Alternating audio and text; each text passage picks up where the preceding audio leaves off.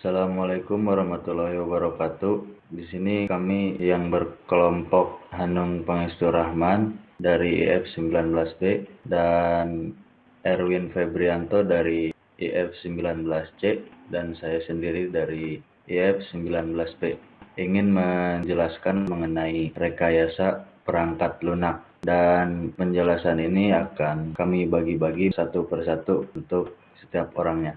Yang pertama itu dimulai dengan saudara Erwin Febrianto untuk menjelaskan definisi dari perangkat lunak tersendiri. Silakan saudara Erwin. Definisi perangkat lunak adalah seluruh perintah yang digunakan untuk memproses informasi. Perangkat lunak dapat berupa program atau prosedur. Menurut O'Brien, program adalah kumpulan perintah yang dimengerti oleh komputer, sedangkan prosedur adalah perintah yang dibutuhkan oleh pengguna dalam memproses informasi. Memperoleh biaya produksi perangkat lunak yang rendah, menghasilkan perangkat lunak yang kinerjanya tinggi, andal, dan tepat waktu, menghasilkan perangkat lunak yang dapat bekerja pada berbagai jenis platform, menghasilkan perangkat lunak yang biaya perawatannya rendah. Untuk ruang lingkupnya sendiri akan saya jelaskan. Yang pertama itu ada software requirement berhubungan dengan spesifikasi kebutuhan dan persyaratan perangkat lunak. Software desain ini mencakup proses penentuan arsitektur, komponen, antarmuka, dan karakteristik lain dari perangkat lunak. Software construction berhubungan dengan detail pengembangan perangkat lunak, termasuk algoritma, pengkodean, pengujian, dan pencarian kesalahan. Kemudian software testing ini meliputi pengujian pada keseluruhan perilaku perangkat lunak. Ada juga software maintenance, mencakup upaya-upaya perawatan ketika perangkat lunak telah dioperasikan.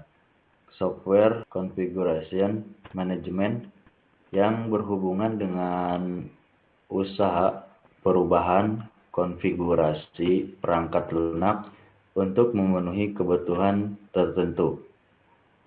Kemudian software engineering management yang berkaitan dengan pengelolaan dan pengukuran rekayasa perangkat lunak yang mencakup perencanaan proyek perangkat lunak.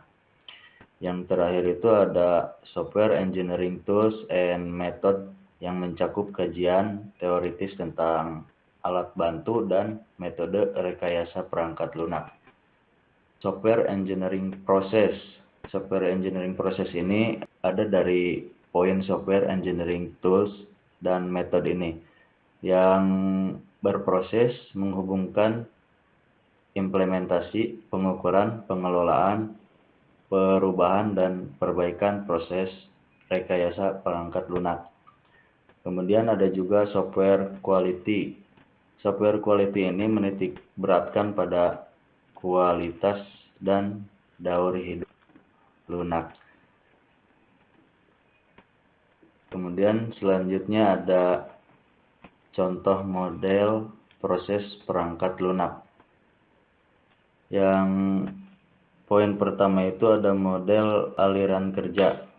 Model aliran kerja ini menunjukkan kegiatan pada proses bersama dengan input, output, dan ketergantungannya yang mempresentasikan pekerjaan manusia. Yang kedua, model aliran data atau data flow. Ini berfungsi untuk mempresentasikan proses sebagai suatu set kegiatan yang melakukan transformasi data yang menunjukkan bagaimana input ke proses. Misalnya spesifikasi ditransformasi menjadi output, misalnya menjadi desain. Kemudian yang ketiga itu model peran atau aksi. Ini mempresentasikan peran orang yang terlibat pada perangkat lunak dan kegiatan yang menjadi tanggung jawab mereka. Kemudian ada poin yang terakhir yang akan disampaikan oleh Hanung Pangestu Rahman. Yang terakhir adalah model atau paradigma umum pada proses RPL. Yang pertama, model air terjun atau waterfall itu mengambil kegiatan dasar seperti spesifikasi, pengembangan, validasi, evolusi, dan mempresentasikannya sebagai fase-fase proses yang berbeda seperti spesifikasi, persyaratan, perancangan perangkat lunak, implementasi, pengujian, dan seterusnya. Lalu yang kedua ada pengembangan evolusioner. Ini pendekatan ini berhimpitan dengan kegiatan spesifikasi, pengembangan, dan validasi. Sistem awal dikembangkan dengan cepat dari spesifikasi abstrak.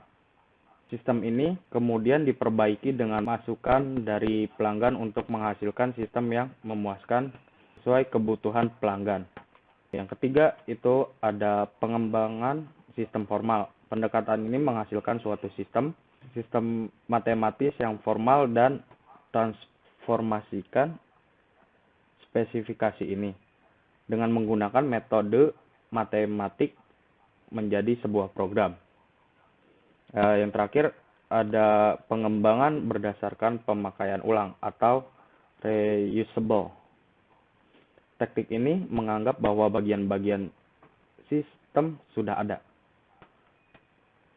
Proses pengembangan sistem berfokus pada pengintegrasian bagian-bagian sistem dan bukan pengembangan dari awal. Mungkin itu saja yang dapat kami sampaikan dari presentasi mengenai rekayasa perangkat lunak ini. Kurang lebihnya mohon maaf. Sekian dan terima kasih.